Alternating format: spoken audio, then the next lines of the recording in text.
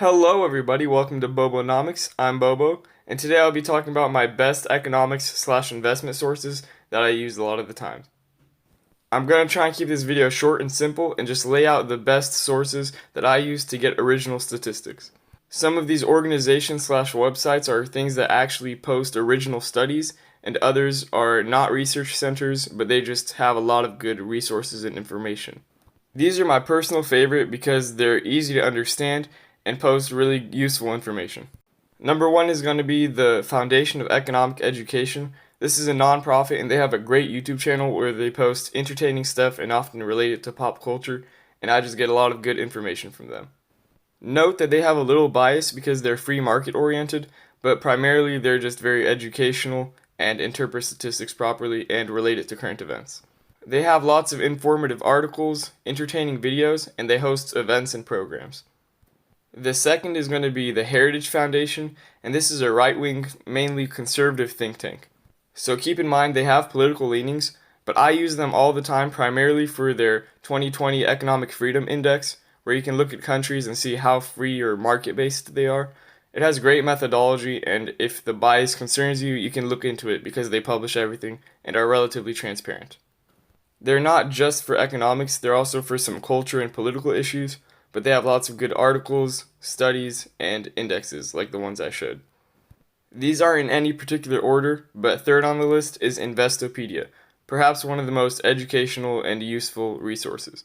These guys have definitions of almost every business and investing term, and if you look up an investing term like dividends or something, I bet you Investopedia will be top 3 search results.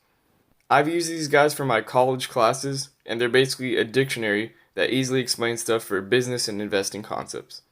Investopedia has a lot of accounting and economics equations and definitions that I use them for a lot. They're very impartial and objective in general, but I joke that free markets are so objectively good that any economics knowledge is inherently right-wing biased. Of course, that's my opinion, but Investopedia typically doesn't take any political sides and doesn't do a lot of commentary. Number 4 on my list is basically a bunch of things grouped together. Here I have CNN Money, Fox Business, CSNBC Money or whatever it's called, Yahoo Finance. All of these mainstream media business versions are very helpful for general knowledge, and you can see what overlaps. Since these guys are often more general, sometimes they have insight that the smaller organizations can't get, but they break things down easily, and they're easy to cross-reference between different companies because a lot of them have different biases or individual writers.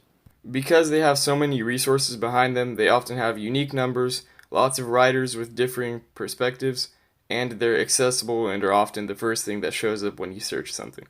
They're often higher quality than their actual main branch of news, and they're pretty good in actual reliability.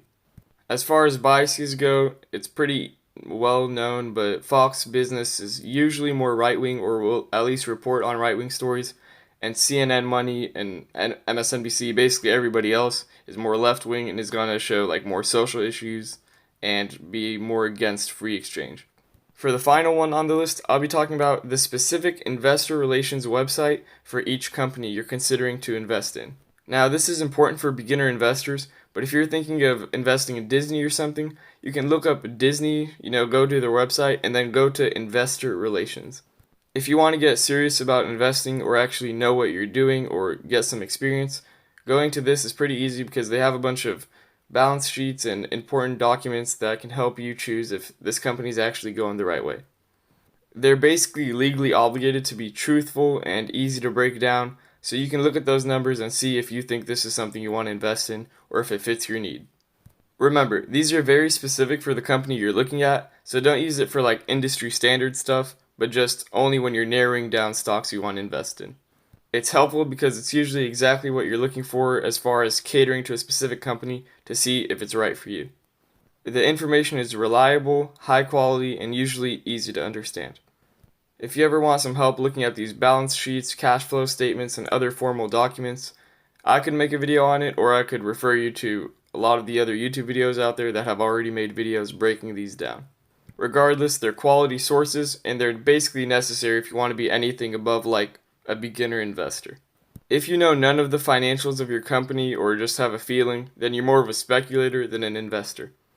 Even if you're not an investor at all, I hope you can use some of these sources because they're generally entertaining, easy to understand, provide useful news, and help you form qualified opinions on subjects. Oh, I forgot to talk about one. Pew Research Center. It's very well known already, but they do a lot of the original studies and find statistics that you can extrapolate from or interpret yourself. And they're actually a direct source, so you don't get other media sources interpreting things for you or being selective. They're independent and generally impartial, so I wouldn't worry about biases because they're just reporting numbers. You can consider this an extra source on the list. Well, anyway, I hope you use these sources. I picked them because they're usually high quality, reliable, and consistent in accuracy, so they're really useful and often make really good content. I'm pretty sure they all have Instagram pages or YouTube channels, so I would strongly suggest following them on there because they post good content if you want to at least be in the loop and see if they publish something that you'd be interested in. Anyway, those are my favorite think tanks slash research centers slash educational resources, so I hope you guys find those well. I can make another list because I have lots of other ideas and organizations that I use that are also educational, informative, and publish things.